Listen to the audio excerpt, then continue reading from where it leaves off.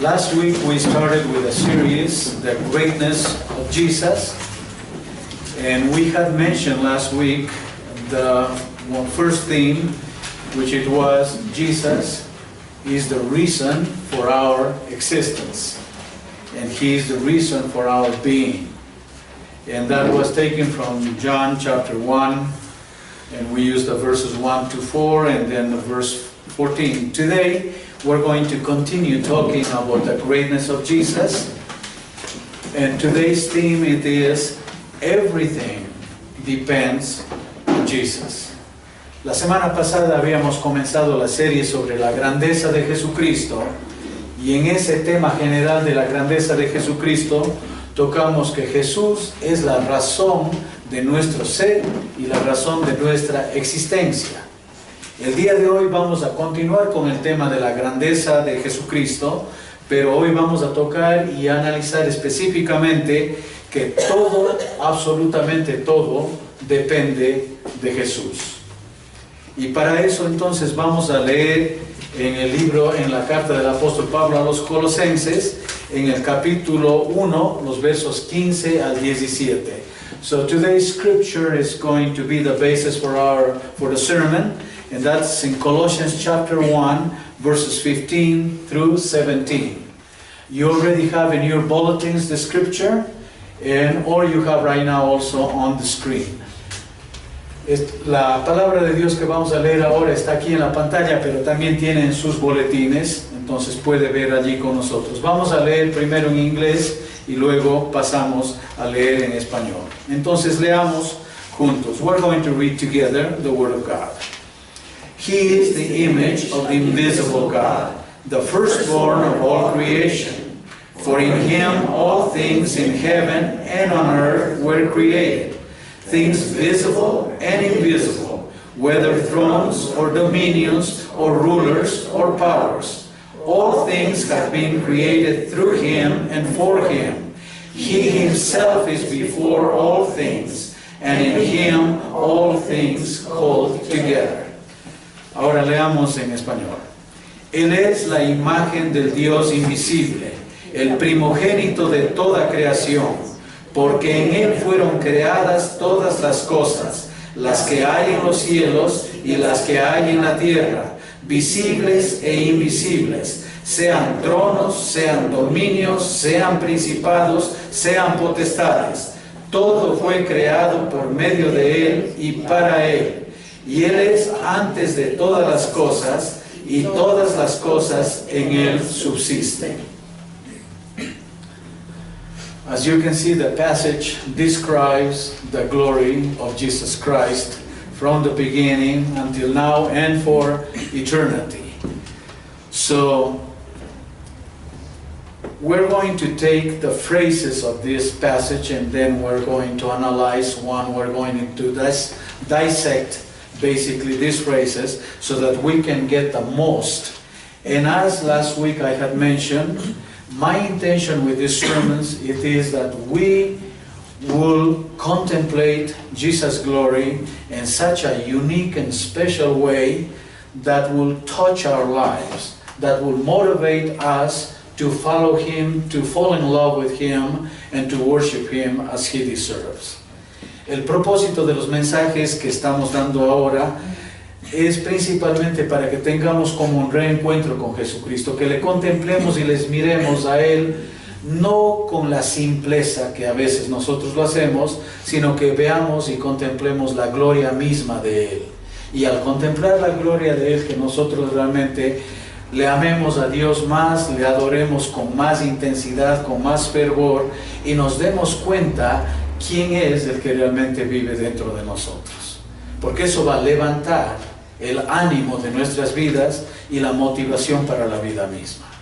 Entonces esa es la intención de estos mensajes, que nosotros reanudemos nuestra pasión y que vivifiquemos mucho más lo que Dios quiere hacer con cada uno de nosotros. We already saw last week that the only reason why we exist, it is because He created us. So we wouldn't even exist if it wasn't because He decided to create us. But today we're going to see in a different perspective as Paul is sharing this knowledge with the church at Colossians. La semana pasada nosotros ya tocamos el tema de que nosotros existimos solamente gracias a que Jesús decidió crearnos. No estuviéramos ni aquí, ni siquiera existiríamos si no hubiera sido porque Cristo nos ha creado. Entonces Él es la razón de nuestra existencia, Él es la razón de lo que somos. Pero ahora vamos a tocar este tema desde la perspectiva de Pablo que está compartiendo con la iglesia de Colosenses su perspectiva sobre la grandeza de Jesucristo. Así es que vamos a ver frase por frase y vamos a sacarle el jugo realmente a cada expresión de ellas. The first one you find in verse 15, He is the image of the invisible God. It seems like a contradiction. God is invisible, but we're going to see an image of the invisible. Actually, because it is invisible, we would have no clue of who God really is. So Jesus is the image, so He has come the revelation of God. And remember, Scripture says, in the old times, first of all, God spoke through His creation. Then He spoke through the prophets. But now He's speaking to us through His Son. So Jesus is the revelation of who God is in His essence. So that is why it is used this phrase, He is the image of the invisible God. So He is the representation, the manifestation of who really God is. And that's why Jesus said to the disciples, if you have seen me, you have seen the Father. So He is the expression of who God is, and that's why knowing Jesus, we know God. And if we don't know Jesus, it is impossible for us really to get to know God in a personal way. It's impossible. So that's why He is the image of the invisible God. La primera frase que vamos a analizar, que está en el verso 15, dice, Él es la imagen del Dios invisible. Parece una expresión contradictoria, porque ustedes saben, lo invisible no tiene imagen. No tiene imagen. Por esa razón, Dios se muestra o se revela hacia nosotros a través de Jesucristo. Y la misma Escritura nos dice que al principio Dios se manifestó o se mostró a través de la creación, a través de las cosas hechas. Luego nos dice que después nos habló a través de los profetas. Dios comenzó a mostrarse, a revelarse quién es Él a través de los profetas. Dice, pero en estos últimos tiempos Dios nos ha hablado a través de su Hijo Jesucristo. Entonces, Cristo es la manifestación, es la muestra, es la imagen de cómo es Dios. Por eso Jesucristo mismo dijo, el que me ha visto a mí, ha visto al Padre. Entonces, porque Él es la representación exacta de lo que Dios es. No es una figura comparativa, sino es la representación exacta de lo que Dios es. So that's when Paul is talking, He is the image of the invisible God. Yes, God is invisible by nature because He is spirit. But seeing Jesus, how He is like, we're really knowing God, how He is like. So He's the exact representation. It is not just a figure of speech, a figure that represents a little bit about God. He is the exact representation of God. Let's go to the next phrase, and that one it is a little bit difficult to swallow, and I will explain to you why. He is the firstborn of all creation. This phrase can cause some problem in our understanding of Jesus. In fact, there is a cult that uses this phrase to say that Jesus is the first created being. But the context that we have right here in Colossians will clarify that that is not the case, that it is a misinterpretation. But anyway, so we're going to check and see what does the Apostle Paul mean when he's saying that he is the beginning, he is the firstborn of all creation. La siguiente frase que nosotros vamos a estudiar es donde dice que Él es el primogénito de toda la creación. Esto nos puede traer algo de conflicto, porque en efecto hay hasta una secta que enseña que Jesús es la primera creación de Dios. Y se basan en esta frase, pero desde luego, para que esta frase tenga ese sentido limitado, hay que sacarle del contexto. Pero es el contexto que casualmente nos va a ayudar a aclarar dónde está la explicación para que nosotros no quedemos confundidos. So we're going to avoid the confusion that can create this phrase by itself. We do need the context. And it is always good in Scripture to always read things according to the context so that we won't change the meaning. Because like in political figures, they do that all the time. They take a phrase from their opponent and they will misquote, but saying exactly the same words, only out of context. And that's what a cult will usually do, will take a scripture out of context to make it say whatever they want. So on this one we're going to be careful because we're going to read within its context, both in this passage and also in the context of the total scripture. Entonces, como decía, hasta en el campo político hay la mala costumbre de tratar de dañarle a la otra persona cogiéndole frases verdaderas, palabras que ha dicho la otra persona, pero sacándoles del contexto. Entonces las sectas generalmente tienen esta característica, que cogen ciertas frases de la Biblia pero fuera del contexto y le hacen y le acomodan como ellos quieren. Entonces nosotros vamos a tener cuidado de estudiar esta frase dentro del mismo contexto que tenemos aquí en este pasaje y dentro de todo el contexto bíblico, porque Dios no es un Dios de contradicción. Okay? So let's go back to this phrase. The firstborn of all creation. The firstborn of all creation, if we study completely the whole package, we're going to see it is a title. It is a title.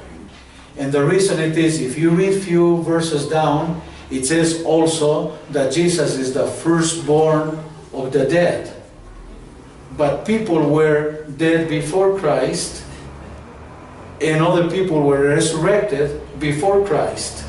So he was not the first one to be resurrected, for instance, neither he was the first one to die. But it is the title because the emphasis that Paul is trying to give here, it is that he has the preeminence on everything, that he's the most important of everything. That is what he's using this phrase, the firstborn of all creation. It is used as a title. Why? Because in the Jewish culture, the firstborn had special treatment. For instance, he was the first that can succeed in anything that his father does. He could succeed. It was up to the firstborn. He had the right to that position. Also, he was given a double portion of food, for instance. The best clothes were for the firstborn. The last ones, whatever was left over or used. But the firstborn had brand new clothes. The firstborn got the Levi's and the Nikes and all of that. The first iPad and the first iPhone and all of that, it was for the firstborn, because the firstborn was the most important. So in this case, when it is used here, he is the firstborn of creation. It is not the first created being, because he is the creator himself. But he is the most important of everything that exists. That's all that it is trying to say here. Entonces, cogiendo nuevamente la frase esta, el primogénito de toda creación. En la cultura judía, el primogénito tenía un trato muy especial. Por ejemplo, el primogénito, y hasta ahora se practica en muchos lugares, el primogénito es el que primero tiene derecho a sucederle a su padre, por ejemplo, en el trono, si es que hay reyes. El primogénito tiene el derecho de tomar el trono de su padre. No el segundo, ni el tercero, ni el cuarto, sino el primero, el primogénito tiene el derecho a ese puesto. En la cultura judía, el primogénito era el que se sentaba al lado del padre en la mesa en orden de importancia. El primogénito tenía ese... Y al primogénito se le servía doble porción. Los primogénitos eran más gorditos que los que venían después. Y si es que alcanzaba para el último, posiblemente. Lo mismo en la ropa, en todas las cosas, él tenía el derecho principal. Entonces, por esta razón, está utilizando el título de primogénito solamente para decir que Jesús tiene la preeminencia, que Él es el más importante de todo lo demás que viene. ¿Sí me entienden? No es para decir que es la primera creación, porque allí mismo el contexto dice que Él es el autor de todas las cosas. Entonces, Él no es ser creado, como están diciendo los que tergiversan la palabra de Dios, sino Él es el más importante de todo lo creado. Entonces, ese es el énfasis, el primogénito de toda creación. ¿Sí tiene sentido esto? Ok, porque como digo, esa frase es la única en todo este texto que nos puede confundir un poco y darnos una impresión un poco diferente, pero vamos a leer todo el contexto y eso nos va a ayudar a aclarar este concepto. So I hope it makes sense why the firstborn of all creation, it is a title of honor instead of stating that he was the first created being. I hope that made sense. Okay, so let's go to the next one in verse 16, and it actually right there it gives the explanation. For in him all things in heaven and on earth were created. In him all things in heaven and on earth were created. La respuesta en el verso 16 nos va a ayudar a aclarar lo que acabamos de decir y miren conmigo esa frase. Porque en Él fueron creadas todas las cosas, las que hay en los cielos y las que hay en la tierra. En Él fueron creadas, que es justo lo que vimos la semana pasada en el Evangelio de Juan, que Él es el autor, el creador de todas las cosas, y sin Él nada de lo que fue creado hubiera sido creado. Entonces, aquí está simplemente repitiendo, pero esta es la expresión del apóstol Pablo. Lo que vimos la semana pasada fue la expresión del apóstol Juan. ¿Tiene sentido entonces hasta aquí? En Él fueron creadas todas las cosas, pero no solo lo que fue creado en la tierra, porque sabemos que hay una creación anterior a la tierra, es la creación en el cielo. Entonces, todo lo creado en el cielo fue por Él, fue en Él, y lo que fue creado en la tierra también fue por Él y en Él. Y después vamos a ver todavía más énfasis en las cosas que está diciendo aquí. So as you can see on verse 16, that for in Him all things in heaven and on earth were created. There are two creations, the one in the heavens and the other one on earth. So the first creation, it was in Him, because it says clearly here it was also in heaven, but also the creation on here, and here on earth, it was also in Him. And just to make sure, it even clarifies what realms, because it comes after that with a comma and says, things visible and invisible. So everything that we can perceive with our eyes, but also anything that we can not perceive with our eyes, all of that was created in Him. En el verso 16 se completa la frase y dice, no solamente está hablando que fue creado en el cielo, que fue creado en la tierra y todo eso fue creado en Jesucristo, pero viene la siguiente también para aclarar en dos estados, en el estado visible y en el invisible. Things visible, perdón, ya, visibles e invisibles. Y todas las cosas visibles e invisibles. Porque hay realidades que nosotros vemos con nuestros ojos, ¿no es cierto? Pero también hay realidades que no vemos con los ojos, que son de otra dimensión. When my son went to college and he was studying in States psychology, the first thing that his professor in Psychology 101 said was that there is no mind. Why did he say there is no mind? Because mind is invisible. It is a concept. It is not tangible, it is not visible.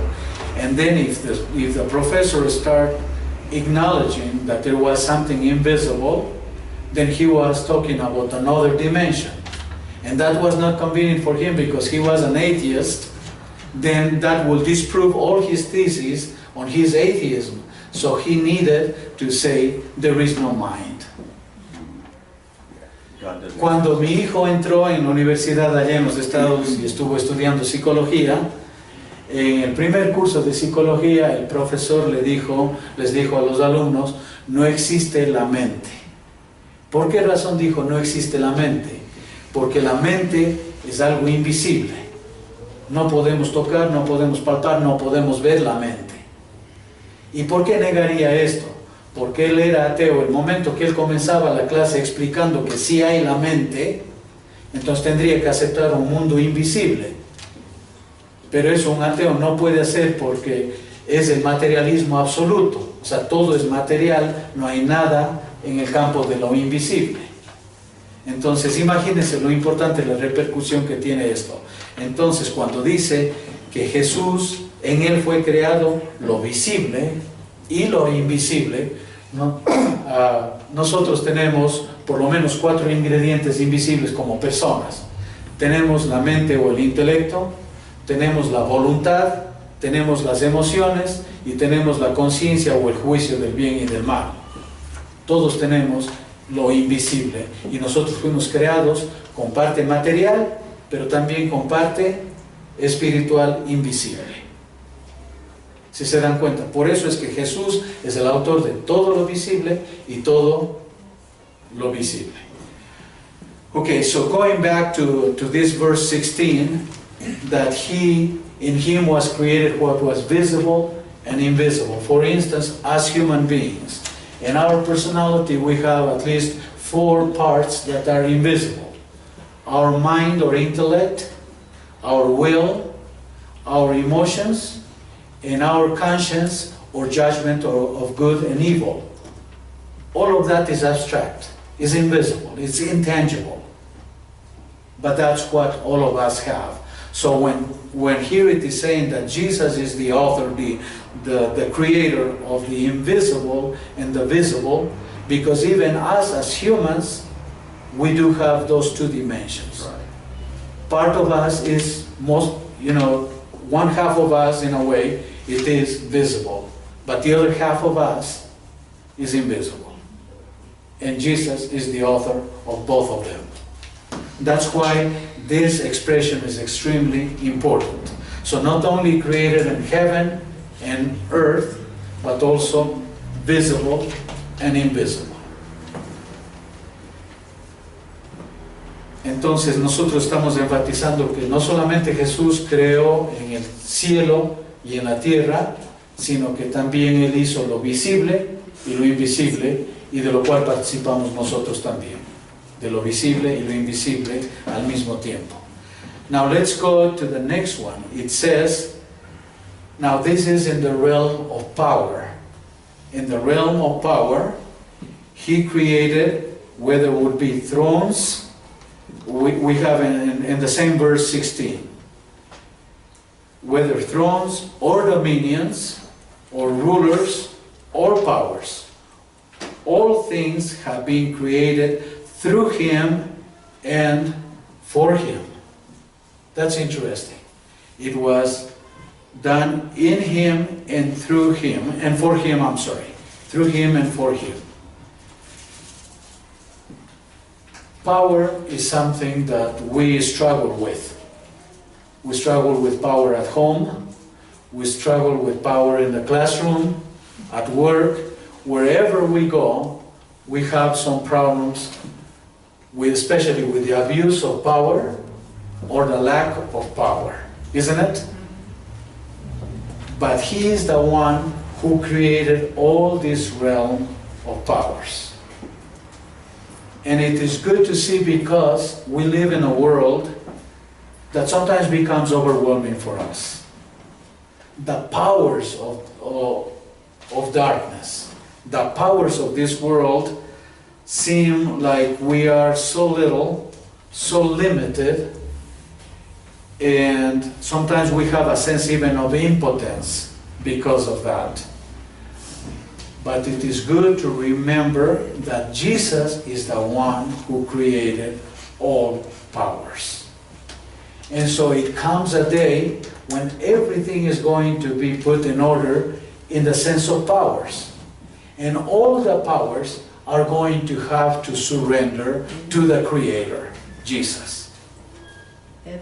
So it comes a day when he wins and shows that he always was in control. He just allowed us a little bit of time to play around with powers. But it comes the day when every power will be absolutely submitted to him. And that is good news for us. Cuando nosotros pensamos en los poderes, Dios creó, y como ustedes pueden ver allí en el mismo verso 16 dice, después donde dice visibles e invisibles, aclara un poco más y habla de otro estado, habla de los poderes, dice, sean tronos, sean dominios, sean principados, sean potestades. Todo fue creado por medio de Él y para Él. Pero ¿qué es lo que vemos en el mundo actual? Un desorden total, un abuso de autoridad en todo lado, y a veces nos sentimos hasta impotentes y nos sentimos incómodos y tristes porque es como que ya se ha perdido la batalla, ¿sí o no? Por ejemplo, lo que está pasando en Venezuela ahora. Da la impresión como que el mal está en control, y está en cierta manera en control, pero es solamente limitado, porque el Creador ha permitido, ha dado un pequeño plazo para que jueguen allí un poco de tiempo con los poderes. Pero al final de los finales, Jesús va a someter toda autoridad, va a poner todo bajo sus pies por si acaso, y todo quedará bajo control. Y nosotros estamos esperando ese día, ¿es o no así? Esperando el día donde el Creador de las autoridades y de los poderes ponga todo bajo sus pies y demuestre su control total y absoluto. Así es que por ahora Dios ha permitido, ha dado licencia para que jueguen un poquito con los poderes. Y por ejemplo vemos la situación de Venezuela, donde aparentemente el presidente está haciendo todo lo que quiere, pero él no se da cuenta que el tiempo de él es tan limitado y una de estas queda fuera de lugar. Entonces esa es la bendición de nosotros, saber que Jesús es el autor, el creador y el que tiene todo el poder, y que viene el día donde Jesús dice, ya es suficiente, ya les di el recreo, terminó el recreo, ahora todo pasa bajo mi autoridad y poder absoluto. Y ese día es glorioso para nosotros. Eso no es así. Entonces esto nos debe alentar el saber que Él es el creador de todo principado, de toda potestad, de todo dominio, de todo trono. Él es el jefe superior, Él es el jefe máximo. Que la gente se cree que ahora están en control es solamente una ilusión. I was just saying that people that think that they are in control, it's only an illusion. Because it is just for a little period of time. That's all. So this should encourage us and should give us joy to know that Jesus is the ultimate authority over all powers. Let's go to the next one, and that is verse 17.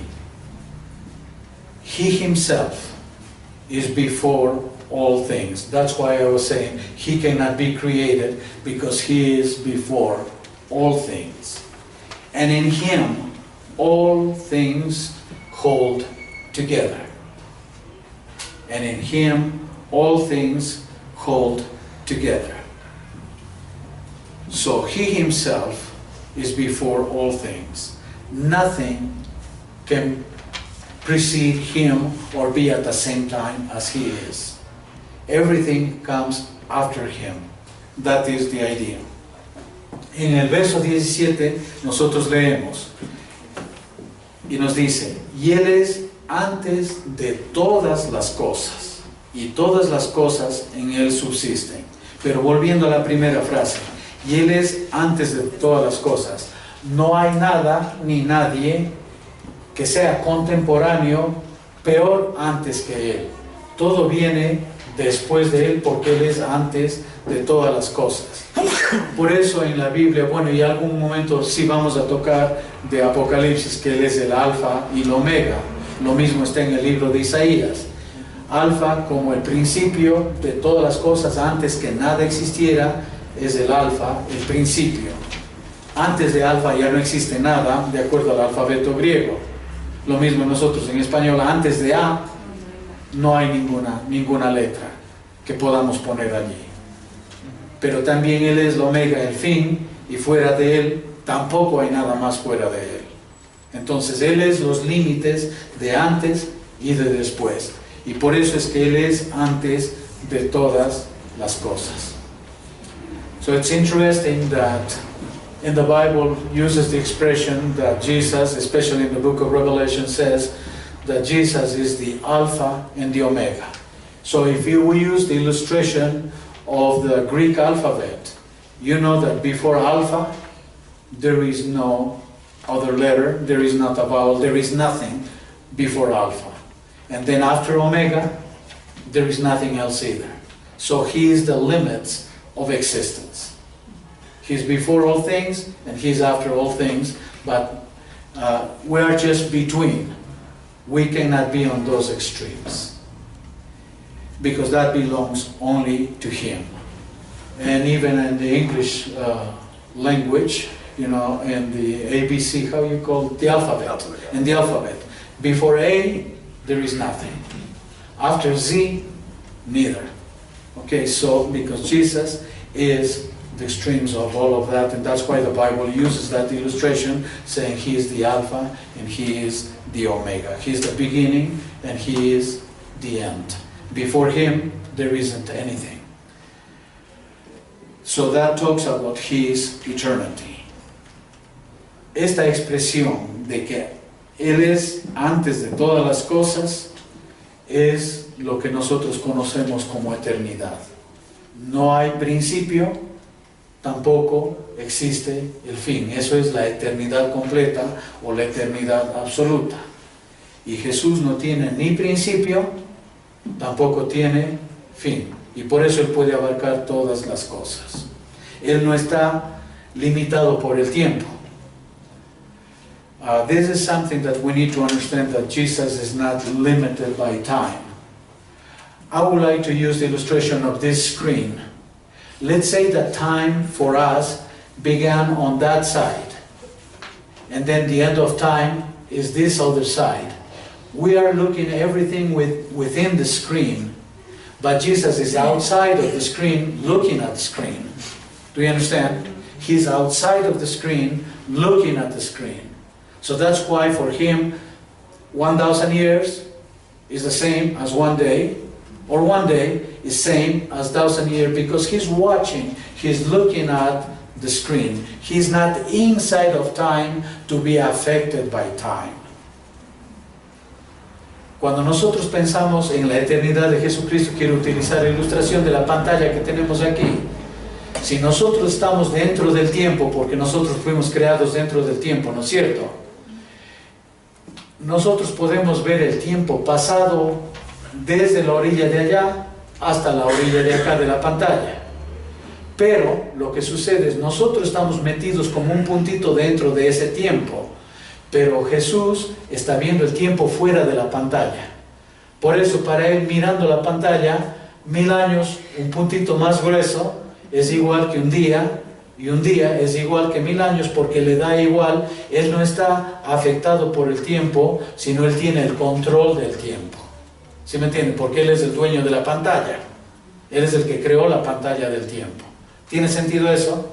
Entonces eso es para entender la eternidad, porque algunos ateos a veces han preguntado, ¿y quién le creó a Dios? Él no es creado porque Él... La creación de Él está dentro del límite del tiempo y del espacio. Esa es la creación aquí en la tierra. Pero Él no está sujeto ni al tiempo ni al espacio. So that's why many atheists ask this question. When did God begin? Because they don't understand what eternity is all about. So they are thinking in our parameters, which is space and time. We are limited by that, but God is looking from outside. He is not affected by time or space. That's why this is really important, that He Himself is before all things. And we're going to the last phrase. And in Him all things hold together. When disaster comes, a tsunami, an earthquake, that for us humans, it is impossible to control, isn't it? Or even lightning. It is so hard to control. But for Jesus, He has His plan. Those little eruptions can be, earthquakes can happen, tsunamis can come, but that is on a little planet that He created for His glory, our planet Earth.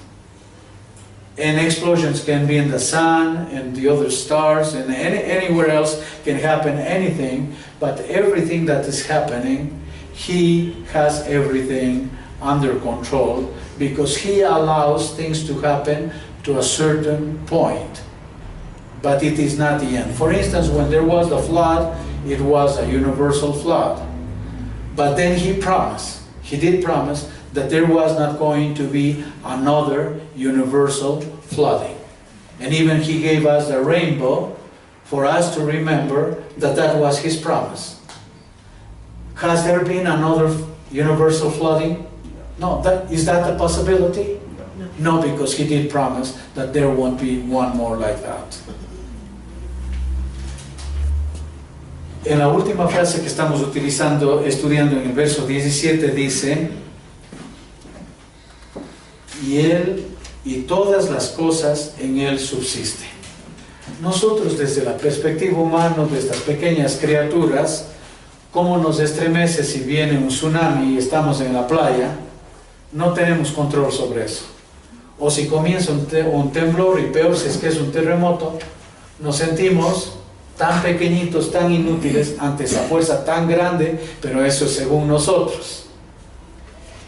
Si es que cae un rayo, no tenemos control en dónde va a caer y con qué fuerza va a caer, ¿no es cierto?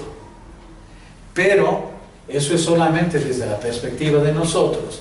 Desde la perspectiva de Jesús, ¿estarán estas cosas fuera de control? En absoluto no. Es un pequeño planetita que en el universo no parece ni siquiera como un polvo, así de pequeño es nuestro planeta. Pero Dios le ha hecho como una joya a este planeta Tierra. Y es un planeta tan especial. Pero, por ejemplo, pensando en el diluvio universal, Dios hizo ese diluvio universal donde perecieron toda la raza humana y se salvaron solamente 8 personas. ¿Vamos a volver a tener otro diluvio universal? No hay esa posibilidad. ¿Por qué? Porque Dios prometió. Y Él nos dio como señal de la promesa el arco iris. Entonces no tenemos que tener temor a un diluvio universal, pero a una inundación en algún lado, sí. Pero diluvio universal ya no es posible otra vez. Y las muestras del diluvio universal están por todo el mundo, es absolutamente y científicamente innegable. Tengo yo para dar una charla completa solo sobre la evidencia del diluvio universal. Entonces, pero eso ya no va a suceder otra vez, pero inundaciones, pequeños terremotos por aquí y por allá que se están dando, eso sí puede suceder. Okay, so how it is like for us to look again into this passage and look at the majesty of Jesus, His greatness, His power. When we think of time, how He is not limited by time, He's not limited by space, and He is our Creator, our Savior, who loves us so much. He cares for us every single day, every single moment, and everything that we do is important for Him. Even though we're so many millions of children of God, and yet He's paying attention to each single one of us. And I was thinking when He said that in Him all things hold together, when I was studying chemistry at the university, there was one puzzling question, because in the nucleus of an atom, there are the protons, and the power of each proton is something else. And we know that in physics, the elements with the same type of charge, they repel. The question was from many scientists, what is the power that is holding the nucleus of an atom together? Because actually, atomic explosions, it is just putting in this balance. And we're talking the protons. So we put an imbalance, and that is where huge explosions can come because of the power of an atom. But Jesus is holding every single atom together. His power is that sustains us. Why are we just circling around the sun? Of course, there is the law of gravity, but still, God is holding all things together, the little ones and the big ones. So that's why we need to think of this Jesus is not as little as we may have thought of before, or maybe we thought He was very important, He was so powerful, but maybe we didn't realize how powerful He is. And so that was my intention on this sermon, just for us to see how great Jesus is, and that's why we can fall and prostrate before Him and worship Him, because He is so great. Entonces, como había mencionado, la intención de este mensaje era mostrarles a través de la palabra de Dios un poquito más de la visión de la gloria de Jesucristo, de la grandeza de Jesucristo, para que vean que el Señor que seguimos no es cualquiera. No es solamente un gran maestro, no solamente es alguien que murió por nosotros, pero la grandeza de Él es tan inmensurable, tan grande, que nos llevaría a nosotros a la adoración. So next week we're going to be touching another subject on regards to the greatness of Jesus, and it is going to be taken from Philippians, but that's all I'm going to say for right now. I don't want to give a part of the sermon for next week. So anyway, but come prepared to see and to rejoice in the greatness of our Lord and Savior. Entonces vamos a orar y vamos a agradecer a nuestro Dios por lo que Él es. Vamos a alabarle, vamos a adorarle por lo que Él es. So right now I'm going to invite you to take a time to worship Him, to give Him thanks and contemplate His majesty as we pray before Him.